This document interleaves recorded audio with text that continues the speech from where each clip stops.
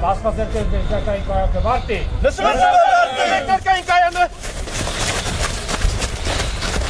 Ադրբեջանական զինուժի հարձակման օրերին հայ մասնագետները բալիստիկ հրթիռն են ստուգում, անձնակազմը մարզվում է, գործարկում զինտեխնիկան, կառավարում են հեշտությամբ, պահպանում խնամքով։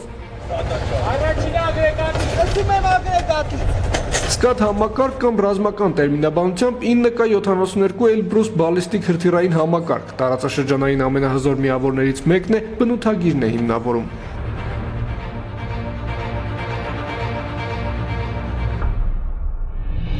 Ճշգրիտ ու հեռահար խոցմամբ Սկադի մասին լսել են շատերը, տեսել ու փորձարկել մասնագետները։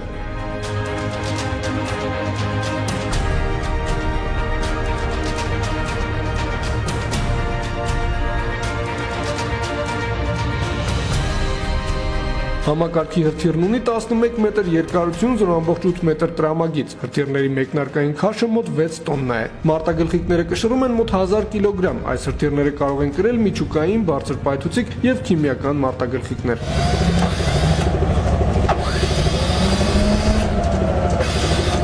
Կրակի առավելագույն հեռավորությունը 300 կիլոմետր է, նվազագույն հեռավորությունը 50 կիլոմետր։ Հնարավոր շեղումը կազմում է 450 մետր։ Սկադ հրթիռային համակարգերն ունեն իներցիոն առաջնորդություն։ Սա մեկնարկային կայանի ավագ օպերատորի խցիկն է, որտեղ անց են կացվում հրթիռի հորիզոնական եւ գլխավոր ստուգումները։ Այնուհետեւ մտցվում են հրթիռի թռիչքային տվյալները։